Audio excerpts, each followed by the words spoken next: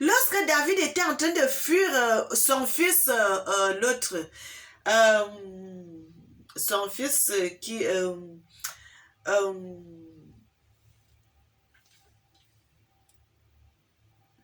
Absalom, pardon, excusez-moi, frères et sœurs. Lorsque David était en train de fuir son fils Absalom, le Seigneur nous dit, David était en train de fuir et il a dit qu'il ne voulait pas détruire Jérusalem, il ne voulait pas que la ville se gâte. L'histoire là, ça nous parle aussi de l'histoire quand il parle. Ça nous parle aussi de l'histoire du Congo, frères et sœurs. Et le Seigneur, oh, frères et sœurs, la Bible nous parle de Barzillai. Barzillai qui était le Guéadite descendit de Rongelin pour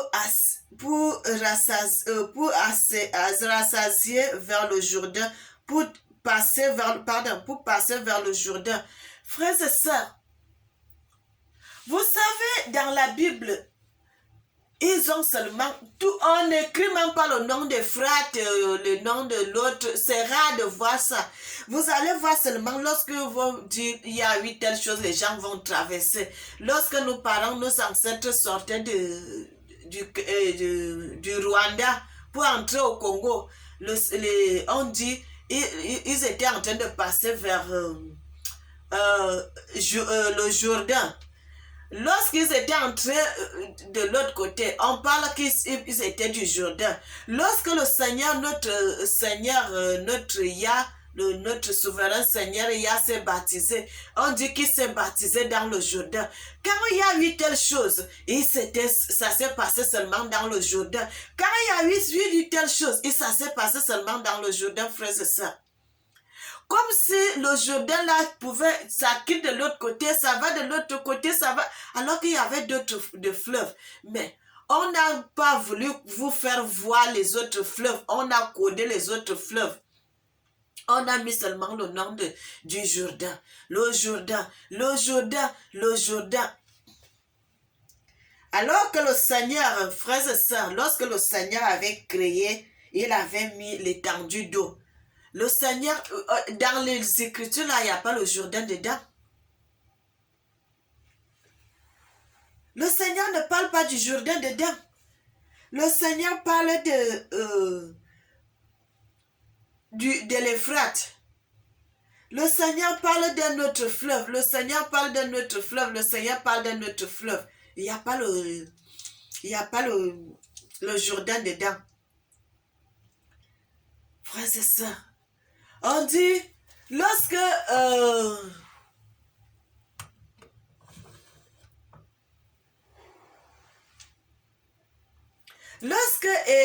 Élisée avait guéri Naaman le lépreux, on dit, il avait dit d'aller se laver dans le Jourdain, de se plonger dans le Jourdain 7 fois. Frères et sœurs, nous allons faire la vidéo, une autre vidéo, pour vous nous montrer. Si c'est seulement le Jourdain où tous ces événements se sont passés, ou qu'il y a aussi d'autres fleuves que le Seigneur avait utilisés dans les Écritures. Mais aujourd'hui, nous allons parler seulement de cette histoire. On dit, David, il a traversé le Jourdain pour aller de l'autre côté. Et on parle là de Barzillai. Et lorsqu'on parle de Barzillai, on parle de Barzillai qu'il était là aussi. Quand il a traversé, frères et sœurs, si vous ne lisez pas bien les Écritures, vous ne pouvez pas comprendre ce qui est dedans parce qu'il y en a d'éléments de code qui sont à l'intérieur. Parce que le Seigneur dit, et qu'il prenne même tout maintenant que mon Seigneur le roi est revenu en paix dans sa maison. Et Barzillai le Guéadite descendit de Rongel pour passer vers le Jourdain avec le roi et le conduire au Jourdain Barzillai était très vieux et il était âgé de 80 ans. C'est lui qui avait ravitaillé le roi pendant que celui-ci demeurait à Mahanaïm, car c'était un homme très important. Alors le roi dit à Barzillai, toi, traverse avec moi et vraiment, je ravitaillerai auprès de toi à Jérusalem. Mais Barzillai dit au roi, à quoi ressemblent les jours des années de ma vie pour que je monte à Jérusalem avec toi? Je suis âgé de 80 ans. Aujourd'hui, pourrais-je descendre encore entre le bon et le mauvais, ou bien ton serviteur? Frère, c'est ça. Il parle de Barzillai. Barzillai, que c'était un homme, il était bien, il était un homme très riche, mais il était déjà vieux, il avait 80 ans. Et lorsque David était en train de fuir, il avait fui, Barzillai l'avait aidé à traverser la ville. On dit, Barzillai l'avait aidé à traverser. On dit aussi que David avait séjourné à Jérusalem. Frères et sœurs, David avait séjourné à Jérusalem. Barzillai là, c'était quoi? Frères et sœurs, Barzillai, je n'ai pas encore fait les vidéos, mais j'ai déjà donné quelques indices quand je fais les vidéos. Dans mes vidéos, Barzillai, on parle de Barzillai. Barzillai, si on compose ce nom, frères et sœurs, si je prends mon ardoise là, je compose ce nom, vous allez trouver que c'est Brazzaville. C'est Brazzaville. C'est Brazzaville. Frères et sœurs, j'ai déjà aussi fait ça comme je lance souvent certains mots dans mes vidéos. Brazzaville, là, vous savez les descendants du Congo, Brazzaville, du Congo, Kinshasa, qui étaient partis en esclavage. C'est eux qui ont amené le nom de Brésil, qui est aujourd'hui Brésil. Le Seigneur, tous les noms, vous savez, frères et sœurs, il y a des noms qui se retrouvent aux États-Unis, les noms qui viennent de l'Afrique. Que nos ancêtres étaient partis avec, ils ont baptisé tel nom. Vous voyez, les gens dansent le tango, les gens dansent beaucoup de danses qui sont en train de danser au Brésil, d'autres pays là, à Argentine. Frère, c'est des danses que jusqu'à aujourd'hui, on danse toujours en Afrique. C'est des danses que nos ancêtres ont dansé. Ils dansaient quand ils étaient en Afrique. Lorsqu'ils étaient partis en esclavage, ils étaient partis aussi avec les danses là. Et tu vas voir dans les vidéos, quand les gens font des choses, tu dis que, oh, c'est les danses de ceci. Frères et sœurs, les gens veulent nous arracher même notre propre histoire, notre danse que nos ancêtres ont toujours dansé depuis des siècles. Mais on va dire que non, c'est les gens, c'est les tels pays qui ont fait ça. C'est les tels pays qui ont fait ça. Alors que la Bible dit l'Afrique est le berceau de l'humanité, frères et sœurs. C'est l'Afrique est le berceau de l'humanité. Toutes les danses là, tous les gens qui ont commencé sur la surface de la terre, même ceux qui sont en Europe ici, même ceux qui sont des Européens, ils viennent d'où? N'est-ce pas, ils viennent de l'Afrique. En quittant l'Afrique, ils sont partis avec les danses, ils sont partis avec des civilisations, ils sont partis avec des choses. Mais on va seulement dire que la danse là vient de telle place. La danse là vient de tel ou tel endroit là. Alors que toutes les danses là, tout cela vient de l'Afrique. Frères et sœurs, vous voyez quand vous voyez les monuments qu'on avait vus chez les Mayas là-bas, les gens qui ont fait les grands monuments, les choses qu'on a dit, les géants antiques, tout ça là, on vous regarde souvent ça dans les vidéos. Vous voyez ces gens-là, les nez cassés. Pourquoi les nez sont cassés? Parce que c'est les nez africains, parce que c'est les Africains qui quittaient l'Afrique, qui allaient de gauche à droite, comme on sont toujours en train de faire l'exil. Partout, les Africains ne restent jamais sur place. Ils vont de pays en pays. Et c'est comme ça, au fur et à mesure qu'ils partaient, ils allaient avec des civilisations. Et ils ont fait des monuments, ils ont fait leurs photos, ils ont laissé leurs images. Frères et sœurs, quand on va me dessiner aujourd'hui là, on va me dessiner avec mon gros nez. N'est-ce pas, c'est ce qu'ils vont faire. Maintenant, quand vous voyez les gens là, on les a laissé les dessins, vous voyez la personne en bas, c'est bien, vous voyez la figure, mais le nez, on a cassé le nez parce que c'est le nez des Africains. Parce que c'est le nez des Africains. Vous allez... Parce que tout cela, c'est pour voler votre histoire, frères et sœurs. Pour voler votre histoire.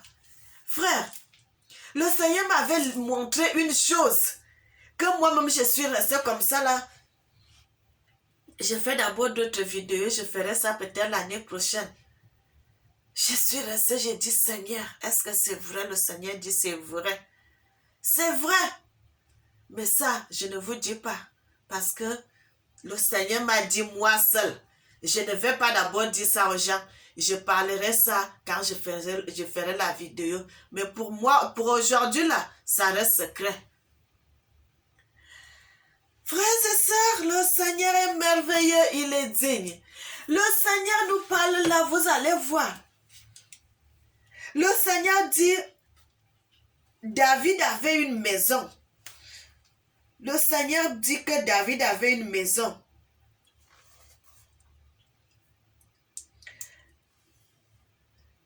Quand on parle dans les Écritures là, il parle du Cameroun, il parle du Congo-Brazzaville, il parle du Congo-Kinshasa, il parle de la Centrafrique. Tout cela dans ce petit passage seulement, frères et sœurs. Les 4 pays sont reliés là, quand il parle de là.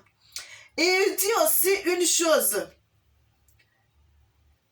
que David, le roi pendant que celui-ci demeurait à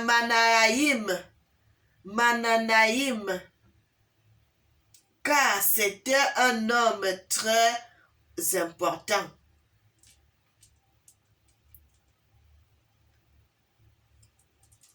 Frères et sœurs, il y a un code aussi qui est là. Bien aimé, le Seigneur est bon. Il y a un code encore qui est là. Aujourd'hui, je ne sais pas si l'hôpital là, je ne sais pas très bien.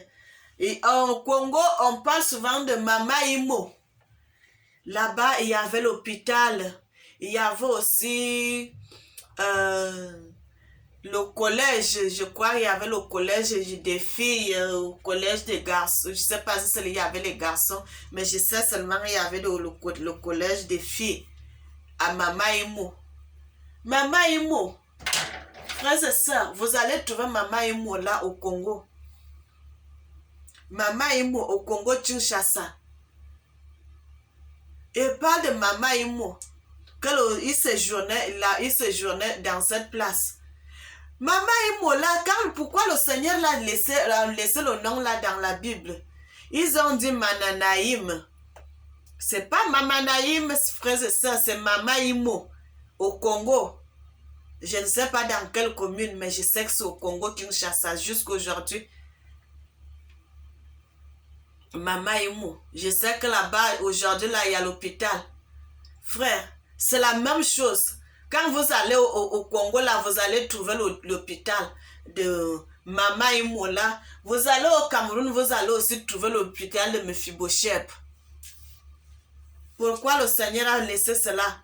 Pour que quand vous allez voir ça dans les Écritures, frères et sœurs, quand vous allez voir cela dans les Écritures directement, quand vous allez chercher sur place, vous allez trouver. Le Seigneur dit, il a codé ces choses pour que quand nous allons grandir, nous aurons l'intelligence pour que nous puissions découvrir notre histoire. Pour que nous puissions découvrir notre histoire, frères et sœurs. Mama Imo, c'est un grand hôpital au Congo. Comme au Cameroun aussi, Mephibosheth, qu'ils disent Mephibosheth dans la Bible, et qui est Fibot. L'hôpital là s'appelle, c'est à mes têtes, hôpital Fibot. C'est un grand hôpital, c'est les Américains, les Européens qui travaillent dans cet hôpital-là. Et ils donnent un bon traitement, frères et sœurs. Quand tu vas partir là-bas, c'est avec un peu d'argent. Tu as un peu d'argent, mais le traitement qu'on va te donner, c'est un bon traitement.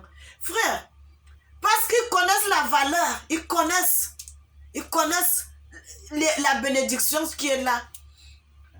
Même au Congo, là-bas, quand vous allez partir, la maman et moi, vous allez trouver des grands médecins qui sont là-bas, frères et sœurs. Parce que ce n'est pas les hôpitaux qui se sont ouverts aujourd'hui. Parce que c'est des hôpitaux qui sont ouverts depuis. Parce que pourquoi la Bible nous a laissé ces choses? Pour nous montrer que ces hôpitaux, c'est depuis, je ne sais pas, parce que nos parents même n'étaient pas nés que ces hôpitaux existaient. Que ces choses que David a mis les pieds dans ces endroits, frères et sœurs, notre ancêtre, il a mis les pieds dans ces hôpitaux. Ils ont fait des choses pour son peuple. Il a fait des choses pour ses enfants. Et comment vous allez dire que David n'est pas notre ancêtre, frères et sœurs? Et pourquoi vous allez dire qu'il est né en Orient, alors que le Seigneur nous parle des choses du Congo, le Seigneur nous parle des choses du Cameroun, le Seigneur nous parle des choses du Congo-Brazzaville, le Seigneur nous parle des choses de la Centrafrique. Comment David va se retrouver en Orient? Comment il va se retrouver en Orient, frères et sœurs? Alors que le Seigneur nous parle partout où David était. Il parle comment il a traversé le fleuve Congo. Comment il a traversé le fleuve Congo quand il fuyait son fils Absalom? Comment il a traversé le fleuve Congo? Mais le fleuve Congo ne se trouve pas en Orient, frères et sœurs. Nous devons nous réveiller de notre sommeil. Nous devons nous réveiller parce que nos frères ne veulent pas lire la Bible. Ils ne veulent pas lire les Écritures. Le Seigneur dit, il est le maître de l'histoire. Il est le maître de l'histoire. Et nous sommes les enfants de l'homme qui est le maître de l'histoire. C'est pour cela que nous devons connaître ces écritures, frères et sœurs. C'est pour cela que moi, je connais la Bible, je comprends la Bible très bien. Partout je peux ouvrir, je vais comprendre. Parce que c'est mon Père qui est le maître, qui a écrit ces choses, qui a codé ces choses. Pourquoi moi, son enfant, je ne devrais pas connaître cela? Frère, tout ce que je vous dis, c'est ceci. Je ne suis pas allée à l'école pour apprendre cela. Parce que je suis l'enfant de la personne qui a écrit ces choses. Je suis son enfant. Et c'est pour cela que je connais ces écritures. C'est pour cela que je comprends quand j'ouvre la Bible. Je lis directement. Je comprends ce que le Seigneur veut dire par là. Même quand on va coder, vous allez voir l'histoire du président Bokassa, l'histoire du président Amadou Ahidjo, l'histoire du président Dako, du président les Patassés, tout ça là, ils ont codé ça en une seule personne. Frère, quand vous allez lire ça, si vous ne comprenez pas les choses, vous serez perdu. Mais moi, je peux vous détailler. Ça là, ça concerne Bokassa. Ça là, ça concerne l'histoire d'Amadou Ahidjo. Ça là, ça concerne l'histoire de Patassé. Ça là, ça concerne l'histoire de Dako. Frères et sœurs, regardez tous ces présidents. Bokassa, il est mort même, je ne sais pas si j'étais déjà né. Tous ces présidents-là, ils ont dirigé. On l'a codé à un seul nom. Ils ont dit Jéroboam et Jéroboam. Mais si tu ne comprends pas les Écritures, tu ne pourras pas comprendre que c'est plusieurs présidents qui parlent de ça. Pourquoi ils ont codé les noms de tous ces gens-là en un seul nom? Qu'ils disent seulement Jéroboam et Jéroboam. Frère, parce que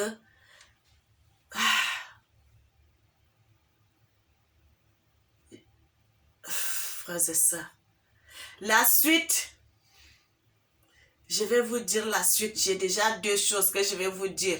Quand je vais faire la suite de notre vidéo, la prochaine vidéo que je vais faire, je vais mettre la suite. J'ai déjà 2 choses que je vous ai dit, que le Seigneur m'a dit, mais je ne vais pas vous dire, parce que ce que je ne veux pas vous dire là, je vais faire ça dans la vidéo et puis c'est là où je vais vous expliquer. L'histoire de Jéroboam et Jéroboam aussi, je vais vous donner aussi la suite de ça, frères et sœurs. Je vais faire les vidéos de ça et je vais vous donner pourquoi le Seigneur avait codé cela dans les Écritures, frères et sœurs. Bien-aimés, le Seigneur est merveilleux. Le Seigneur est digne d'être loué, il est digne d'être magnifié. Il est digne d'être exalté.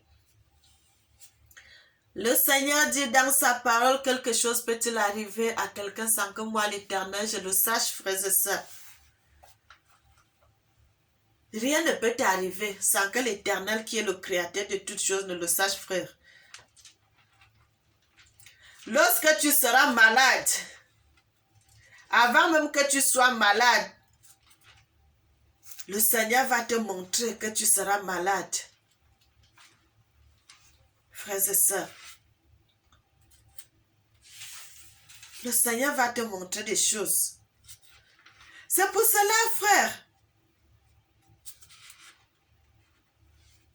la Bible dit le Seigneur parle. Le Seigneur parle tantôt d'une manière, tantôt d'une autre. Mais l'homme n'y prend point garde.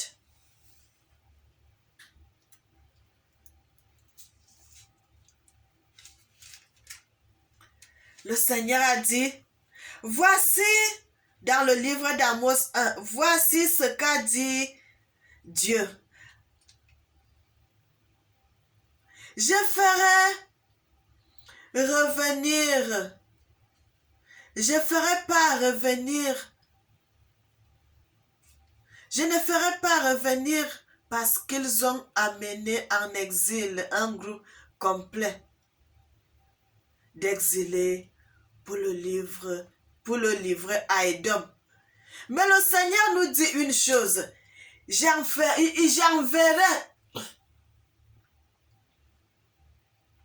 Il va nous faire retourner en Afrique. Il va nous faire retourner en Afrique. Nos ancêtres qui ont été en esclavage et tout. Mais le Seigneur a dit, à un moment, il va nous faire retourner dans la terre de nos ancêtres, frères et sœurs. Nous retournerons en Afrique. Le moment que le Seigneur avait dit que nous allons retourner, frères et sœurs, nous retournerons en Afrique. Quand ça sera le moment que le Seigneur dit, vous devez retourner, nous retournerons. Le Seigneur dit, Judas sera rétabli dans son ancienne gloire. Jacob aura toujours la première gloire qu'il a. La gloire qui nous revient maintenant, frères et sœurs, c'est pas ce qui était avant. Le Seigneur dit, ça sera plus. Et le Seigneur a dit une chose. Vous savez comment l'Afrique est en train d'évoluer aujourd'hui, l'Afrique est en train de remonter. Le Seigneur dit, l'Afrique qui est en train de remonter là aujourd'hui, que ça sera pour toujours, jusqu'à ce que le Seigneur va revenir. L'Afrique ne tombera plus. L'Afrique ne tombera plus, frères et sœurs. L'Afrique ne tombera plus. C'est connu dans les Écritures. Vous voyez comme les Africains sont en train de se relever là. Vous voyez nos enfants font des études, ils deviennent des ingénieurs, ils deviennent des techniciens, ils deviennent des...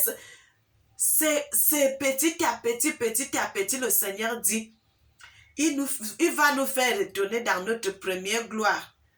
Et ça sera fort.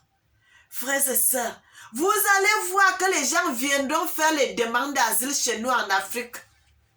Les gens viendront aussi retourner en Afrique pour faire les demandes d'asile. Pour venir demander l'asile en Afrique, frères et sœurs. Et le Seigneur a dit une chose qui me fait de la joie dedans. Il dit, ça sera la dernière. Il n'y aura plus rien qui pourra nous changer jusqu'à ce que l'avènement du Fils de l'homme viendra. L'Afrique va rester dans sa gloire première. Parce qu'à cette époque, le Seigneur a dit une chose.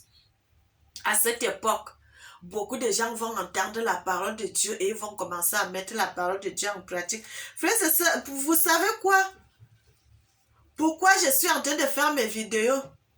Parce que je sais que beaucoup des enfants qui vont regarder ces vidéos, la nouvelle génération, quand ils vont regarder ces vidéos, nous sommes en train de parler à ces gens, à cette génération qui va prendre conscience de chercher la face de Dieu, de chercher le vrai Dieu. Le Seigneur dit ça. Donc quand je suis en train de faire mes vidéos, je fais mes choses, je fais ça, je ne m'inquiète pas parce que je sais que le Seigneur m'a dit une chose et que je suis confiante. J'ai la confiance en ce Dieu. Je suis consciente que quand le Seigneur dit, ça sera comme ça pour toujours.